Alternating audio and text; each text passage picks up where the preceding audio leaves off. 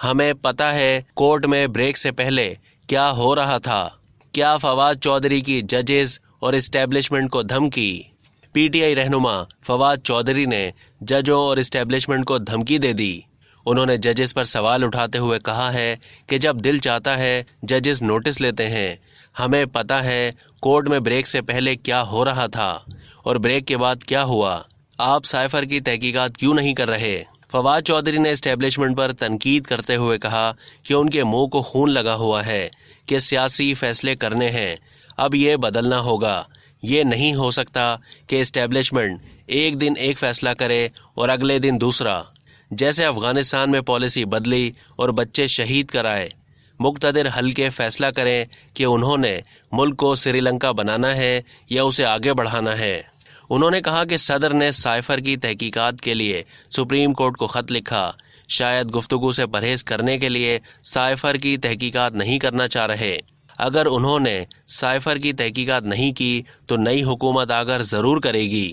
P T I رہنما نے کہا کہ سندھ ہاؤس میں جب خرید و فروخت ہو رہی تھی اس وقت ججوں کو نوٹس لینا چاہیے تھا۔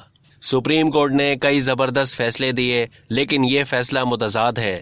آرٹیکل 6 کے کیس اگر چلنے شروع ہوئے تو گلے زیادہ اور رسے کم پڑیں گے۔ انہوں نے کہا کہ عام انتخابات کی طرف جانا ہوگا، اس کے سوا کوئی اور حل نہیں۔ جو مرضی کر لیں، ضمنی انتخابات میں دھاندلی نہیں کرنے دیں گے۔ 2/3 اکثریت سے اسمبلی میں آئیں گے اور اس فیصلے کو ختم کرائیں گے۔ پی ٹی آئی رہنما فواد چودھری کا کہنا ہے کہ ملک میں سپریم کورٹ کے فیصلوں کی تاریخ شاندار نہیں رہی۔ فیصلہ غلطیوں سے عبارت ہے۔ فیصلوں پر رائے دینا حق ہے، اس کو کتنی پذیرائی ملے گی بعد میں پتہ چلے گا۔ فواد چودھری نے کہا کہ سائفر کی انویسٹیگیشن ہوئی تو اس پر بحث ہوگی۔ بہت سے لوگ سائفر کی انویسٹیگیشن نہیں کرانا چاہتے۔ عقل مندوں کو معلوم ہے کہ سائفر کی تفتیش آخر کیوں نہیں ہو رہی۔ سائفر کی تحقیقات ہونی چاہیے جس کے تحت منتخب وزیر اعظم کو ہٹایا گیا۔ فواد چودھری نے مطالبہ کیا کہ سائفر چیف جسٹس کے پاس موجود ہے، انکوائری کرائی جائے۔ حکومت فراڈیوں پر مشتمل ہے۔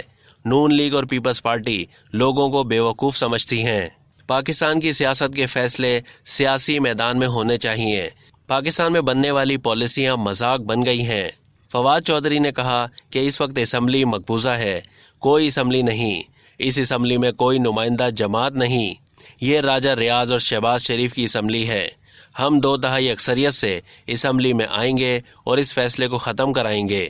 اب تک کے لیے اتنا ہی۔ مزید معلومات کے لیے ڈیلی جنگ کے یوٹیوب چینل کو سبسکرائب کیجیے اور فیس بک کے پیج کو بھی لائک کیجیے۔